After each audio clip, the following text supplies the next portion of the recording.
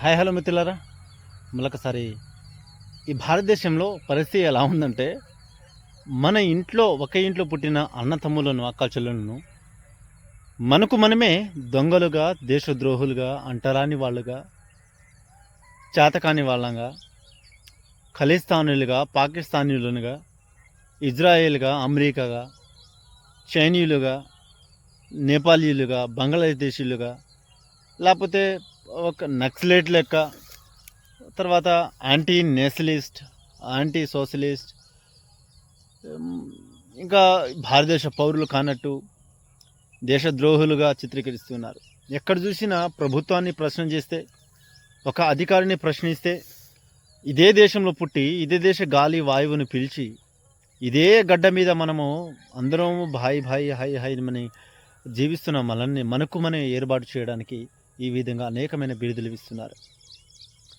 జంజీ పోరాటము, cockroach party ఆధ్వర్యంలో జరిగిన జంజీ పోరాటం ఎవరి కోసం చేశారండి?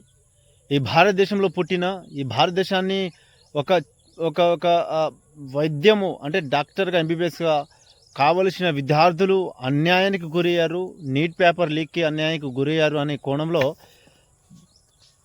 ప్రజలందరూ, అలానే యువత, జంజీ కాక్రోచ్ పార్టీ ఆధ్వర్యంలో అందరూ భారతదేశంలో 29 రాష్ట్రాల యువత అంతా ముక్త కంఠంతో ఐకమత్యమై ప్రభుత్వాన్ని ప్రశ్నించి, ప్రభుత్వంలో జరుగుతున్న ప్రత్యేక లోటుపాట్లు, మరి ముఖ్యంగా విద్యారంగంలో జరుగుతున్న అన్యాయాన్ని గొంతెత్తి ప్రశ్నిస్తే, ధర్నా చేస్తే వీళ్ళపైన దేశద్రోహుల కేసులు, ఎఫ్ఐఆర్ కేసులు, ఇక వీళ్ళు ఖలిస్తాన్లు, పాకిస్తాన్లు, వీళ్ళు బంగ్లాదేశ్, వీళ్ళు నేపాలీయులు, వీళ్ళు అమెరికా, ఇజ్రాయెల్. ఈ విషయాన్ని ఎందుకు చిమ్ముతున్నారు? మన దేశంలో జరుగుతున్న అన్యాయము, మన బిడ్డలపైన జరుగుతున్న అన్యాయము, మన విద్యార్థులకు జరుగుతున్న అన్యాయం. ఇదే విద్యార్థులు ఒక్కొక్కరు డాక్టర్లు అయితే కొన్ని వేల మంది ప్రాణాలు పోస్తారు కదా, కాపాడతారు కదా. ఇదే విద్యార్థులు ఇంజనీరింగ్ అయితే అనేకమైన కట్టడాలు కడతారు కదా, బ్రిడ్జిలు కడతారు కదా, రోడ్లు వేస్తారు కదా, రోడ్లు వేపిస్తారు కదా, నీళ్లు త్రాగడానికి ఆనకట్టలు, సకి డ్యామ్లు, అనేకమైన ప్రాజెక్టులు కడతారు కదా. ఇదే విద్యార్థులు టీచర్లు అయితే అనేకమైన భవిష్యత్తును మారుస్తారు కదా. ఇదే విద్యార్థులు సామాజిక సేవకులు అయితే అనేకమైన భారతదేశంలో ఉన్న ప్రతి సమాజాన్ని కదిలిస్తారు కదా, ప్రతి పౌరుడిని అండగా నిలబడతారు కదా, ఎంతో కొంత సహాయం చేసి అండగా నిలబడతారు కదా. ఇదే యువత చైతన్యవంతులైతే ఈ భారతదేశంలో మూఢనమ్మకాలు, అనేకమైన అరాచకాలు, నువ్వు ఎక్కువ నీ తక్కువ అనేక గందరగోళానికి ఈ సమాజం లేకుండా చైతన్యవంతులు, జ్ఞానవంతులు ఈ సమాజాన్ని మేలుకొల్పుతారు కదా. ఇదే యువత సామాజికంగా, రాజకీయంగా, ఆర్థికంగా లోతైన విశ్లేషణ, పరిశీలన చేసినప్పుడు నిజమైన పౌరులు, ఈ దేశము ప్రపంచానికి ఆదర్శంగా నిలబెడతారు కదా. ఇలాంటి యువతని ఎందుకు మీరు దేశద్రోహులు ముద్రేస్తున్నారు? ఇలాంటి యువతని మీరు చేతకాని వాళ్ళు, బొద్దింకులు ఎందుకు అంటున్నారు? ఇలాంటి వారిపైన ఎందుకు విషాన్ని కక్కుతున్నారు? ఇలాంటి వారు ధర్నా చేస్తే ఎందుకు ఓరవట్లేదు? ఇలాంటి వారు ఇది తప్పు అని ప్రశ్నించే ఆ తప్పును నిజంగా ఇది తప్ప ఒప్ప అని ఎందుకు పరిగణలోకి తీసుకోవట్లేదు? ఇలాంటి యువత ప్రశ్నించి ధర్నాలు చేస్తే ఎందుకు వీళ్ళపైన విషం కక్కి వీళ్ళను నాశనము చేయడానికి ఆంక్షవేస్తున్నారు? భారతదేశంలో ఉన్న ప్రతి సామాన్యుడు ఆలోచన చేయాలి, ప్రతి రాజకీయ నాయకులు ఆలోచన చేయాలి ఈ విషయాన్ని. మిత్రులారా, ఈ వీడియో ఒకసారి ఆలోచన చేయండి. ఏం జరుగుతుంది భారతదేశంలో? నిన్న మొన్న ఇదే కేంద్ర ప్రభుత్వము అక్కడ జరిగిన యువత పైన దాడికి లాఠీ చార్జీకి మేము కేసు రిటర్న్ తీసుకుంటాం అన్నారు. మళ్ళీ అదే కేసుల మీద వాళ్ళు ఇబ్బంది పెడుతున్నారు. అదే 30 రోజులు అక్కడ జరిగిన ధర్నాలో ఒక ఒక ఒక ముస్లిం అయిన, మన సహోదరుడు, మన తోబుట్టు అయినా 30 రోజులు జ్యూస్ కానీ, తాగడం నీళ్లు కానీ, అక్కడ ఆహారం కానీ ఏదో ఒక కింద 30 రోజులు ఆలు పెరగని సేవ చేశాడు కదా, అన్నం పెట్టాడు కదా, కడుపుకు నీళ్లు పెట్టాడు కదా, కావలసిన శక్తి జ్యూస్ రూపంలో ఇచ్చాడు కదా, పాలో పెరుగో ఏదో ఒక విధంగా ఇచ్చాడు కదా. అలాంటి వ్యక్తిని మన దేశంలో పుట్టి మన దేశ యువతకే, చైతన్యవంతులు కావాల్సిన యువతకే, డాక్టర్లు, ఇంజనీరింగ్ భవిష్యత్తు, భారతదేశ భవిష్యత్తు నిలబెట్టే యువతకే కదా ఆయన సహాయం చేసింది. అలాంటి ముస్లింని మీరు పాకిస్తానీలు అని మీరు ముద్రేస్తారా? అని వాళ్ళ ఇంటిపైన మీరు పోలీసులను రైడ్ చేపిస్తారా? ఎంత దారుణము! ఎక్కడ ఉంది మన దేశము? ఇంకా ప్రజాస్వామ్యం ఎక్కడుంది? ఇక మన వ్యవస్థ, రాజకీయ వ్యవస్థ ఎక్కడ నడుస్తుంది?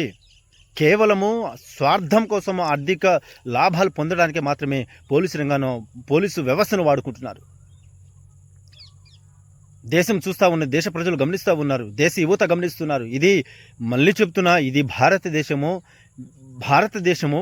భారతదేశ యువత చేతులు ఉన్నది, రాజకీయ నాయకుల చేతులు కాదు. ఇది రాజకీయ నాయకులు తలాతో ఆడిస్తే ఎక్కడ కట్ చేయాలో అక్కడ కట్ చేయడానికి ఇప్పుడు ప్రజలు యువత చేతనవంతులయ్యారు. ఒక యువత మాత్రమే కాదు, కులము, భాష, ప్రాంతము, తారతము పడుచుకోకుండా మేమంతా భారతీయులను భయ్య. అక్కడ ఆ ధర్నాలో మనం చూసాం. అక్కడ క్రైస్తవులను లేదు, ముస్లింలు లేదు, హిందువులను లేదు, జైనులు లేదు, బుద్ధులు లేదు, సిక్కు లేదు, అందరూ ముక్త కంఠంతో జరుగుతున్న నాణ్యాన్ని పసిగట్టే కడిగి పారివేశారు. ఇది ప్రజాస్వామ్యం అంటే, ఇది లౌకికవాదం అంటే, ఇది స్వేచ్ఛ అంటే, ఇది సమానత్వం అంటే. ఆ స్వేచ్ఛ, సమానత్వం, ఐక్యత, ప్రేమను మీరు తుంగలో తొక్కాలని, నీరు గార్చాలని విశ్వ ప్రయత్నాలు చేస్తున్నారా? ఆర్ఎస్ఎస్, బీజేపీ వాళ్ళు విద్యార్థులపైన ఎంత కారుకూతలకు వస్తున్నారండి. సోషల్ మీడియాలో ఎంత కారుకూతలకు వస్తున్నారు అంటే, బీజేపీ పార్టీ వ్యతిరేకంగా ధర్నా చేయకూడదా? బీజేపీ పార్టీని ప్రశ్నించకూడదా? బీజేపీ పార్టీ చేస్తున్న మోసాలను చెప్పకూడదా? మీరు చేసింది తప్పు అని చెప్పకూడదా? ఇలా చూసుకుంటా పోతే ఈ దేశం అంతా ఇంకా 10 సంవత్సరాల కనుక అంధకారం. ఇంకా స్వతంత్రం రాకముందు భారతదేశము 565 సంస్థానాలుగా ఎలా అయితే విడిగొట్టి విభజించి జీవించారో అలానే మళ్ళీ భారతదేశము ముక్కలు అవ్వడం ఖాయం. మన దేశాన్ని ముక్కలు కాకుండా చేద్దాం. మన దేశంలో ఉన్న ప్రజల యొక్క ఐక్యతను దెబ్బ కొట్టుకోకుండా మనం చూద్దాం, కాపాడుదాం. కులం పేరుతో, మతం పేరుతో, జాతి పేరుతో వాళ్ళు కావలసిన ఒక రాజకీయ సులాభం సాధించడానికి ప్రజలను గుంపుగా డివైడ్ చేసి వాళ్ళు రాజకీయం పొందడానికి ప్రజల మధ్య చిచ్చులు పెడుతున్నారు. అన్యాయాన్ని ప్రశ్నించకుండా చేస్తున్నారు. రాజకీయ నాయకులు జరుగుతున్న ప్రతి ఒక్క అక్రమాలను ప్రశ్నించకుండా చేస్తున్నారు. కనుక మిత్రులారా, ఈ విషయాన్ని అందరూ గమనించాలి. మన భారతదేశంలో ప్రతి విద్యార్థిని కాపాడుకోవాలి. వారికి కావలసిన ప్రతి సదుపాయాన్ని ప్రజలే, భారతీయ రాజకీయ నాయకులే కల్పించాలి. ఇంకా జంజీ పైన, కాక్రోచ్ పార్టీ మీద, ఇంకా కేవలం అక్కడ ఉన్న వాళ్ళు కాక్రోచ్ పార్టీకి ఎవరు మద్దతు ఇవ్వాలండి, ఎవరు వెళ్ళలేదు. అక్కడ జరుగుతున్న ప్రత్యేకించి విద్యార్థి అన్యాయానికి గురవుతున్నాడు అనే కోణంలో మాత్రమే అక్కడ వెళ్ళారు తప్ప జంజీ ఏదో కాక్రోచ్ పార్టీకి మద్దతుగా అక్కడ ఎవరు వెళ్ళలేదు. కేవలము విద్యార్థి గురవుతున్నాడు. దాదాపు నీట్ పేపర్ తరఫున 21 నుంచి 23 మంది చనిపోయారు, విద్యార్థులు చనిపోయారు. వాళ్ళ భవిష్యత్తు మట్టిలో కలిసిపోయింది. వారి కుటుంబాలు రోడ్లు పడ్డాయి. తల్లిదండ్రుల ఆశలు ఆడేషలు అయిపోయాయి. వాళ్ళు పెట్టుకున్న ఆశలు మట్టిలో కలిసిపోయింది అనే ఒక ఆక్రోశంతో, కోపంతో మాత్రమే ఎలాగైనా ప్రశ్నించాలి, ఈ తప్పును అరికట్టాలి, ఎవరైతే దీని కార్యక్రమం గద్దె దింపాలనే కోణంలో అక్కడ వెళ్ళారు తప్ప ఏదో పార్టీని మద్దతు ఇవ్వడానికో లేకపోతే ఇంకోటి అక్కడ వెళ్ళలేదు. అక్కడ వచ్చిన పార్టీలు కూడా ఏదో మా క్రెడిట్ మేము పొందాలని కూడా అక్కడ ప్రయత్నం చేయలేదు. అక్కడ విద్యార్థులను ఆదుకోవాలని మాత్రమే. ఇప్పుడు రేపు వేరే పార్టీ, ఇప్పుడు కాంగ్రెస్ కానీ అక్కడ పార్టీ కానీ ఏ పార్టీ అక్కడ వెళ్ళారో నాయకులు, వాళ్ళు కూడా రేపు అలానే చేస్తే యువత అలానే తిరుగుబాటు చేస్తారు. ఇక్కడ పార్టీ కాదు చూడాల్సింది, ఇక్కడ జరుగుతున్న భారతదేశ పౌరుల మీద జరుగుతున్న అన్యాయాన్ని అరికట్టడానికి ప్రయత్నం చేస్తున్నాను అంతే తప్ప ఇంకొకటిది కాదు ఇక్కడ. కానీ ఆర్ఎస్ఎస్ వాళ్ళు ఏం చేస్తున్నారు? కేవలం యువతని ముద్రేస్తున్నారు, దేశద్రోహులని, యాంటీ నేషనలిస్ట్ అని. వీళ్ళు ప్రజాస్వామ్య విలువలను దెబ్బ కొడుతున్నారని, ప్రజా రాజ్యాంగాన్ని దెబ్బ కొడుతున్నారని, లేకపోతే పార్టీని ఏదో పరువు తీయాలనే కోణంలో పార్టీని ఏదో చేయాలని చూస్తున్నారు. ఇది కాదు కదా. అక్కడ జరుగుతున్న అన్యాయాన్ని మాత్రమే ప్రశ్నిస్తున్నారు. అలాంటి విద్యార్థులపైన పెట్టిన కేసును అక్కడ ఎవరైతే అధికారులు ఉన్నారో విత్డ్రా చేసుకోవాలి. అక్కడ ఉన్న యువతను ఎటువంటి ప్రెజర్ లేకుండా చూడాలని ఈ వీడియో రూపంలో కోరుకుంటున్నాను.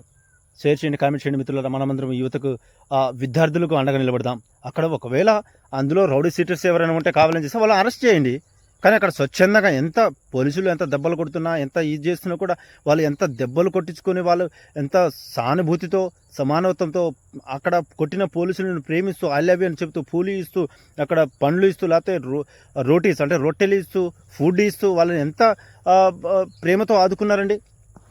వాళ్ళు ఒకవైపు ఎండరు నిలబడితే పోలీసుని పాపం అక్కడ దెబ్బలు తిన్న వాళ్ళే వాటర్ బాటిల్ సప్లై చేస్తున్నారు. ఇది మానవతం కాదా? ఇలాంటి మానవతాన్ని చంపాలనుకుంటున్నారా? ఇలాంటి మానవత కలిగిన భారతదేశ యువతను చంపాలనుకుంటున్నారా? ఇలాంటి మానవత కలిగిన యువత పైన మీరు దేశద్రోహులు కేసు పెడతారా? గుండెల్లో దేశభక్తిని గొంతులో జనగణమన వందే మాత్రం పాడుకుంటూ దేశభక్తి జెండాను, జాతీయ జెండాను చేతులు పట్టుకునే వాళ్ళు ఎంత ఎంత ఎంత నిజాయితీతో ధర్నా చేశారండి, ఎంత ఉద్యమం చేశారు నిజాయితీగా. ఇలాంటి వారిన మీరు అణచివేస్తుంది, ఇలాంటి వాళ్ళన మీరు అణచివేయాలని చూస్తుంది. జాగ్రత్త మిత్రులారా. ఇది భారతదేశము యువశక్తి యొక్క బలం. ఇది యువ యువ యుగం, ఇది యువయుగం. ఈ విషయాన్ని షేర్ చేయండి, కామెంట్ చేయండి మిత్రులారా. మనము ప్రతి విద్యార్థికి అండ నిలబెడదాం. విద్యార్థికి అన్యాయం జరిగితే ఈ దేశం నాశనం అయినట్టే. విద్యార్థి అణచబడితే ఈ దేశం నాశనం అయినట్టే. విద్యార్థి అన్యాయానికి గురైతే ఈ దేశము ఇక పూర్తిగా నాశనం అయినట్టే. భారతదేశాన్ని కాపాడాలంటే విద్యార్థులు మాత్రమే భవిష్యత్తు. థ్యాంక్ యూ మిత్రులారా. జై భీమ్, జై హింద్. ఈ వీడియోని షేర్ చేయండి, కామెంట్ చేయండి. Thank you.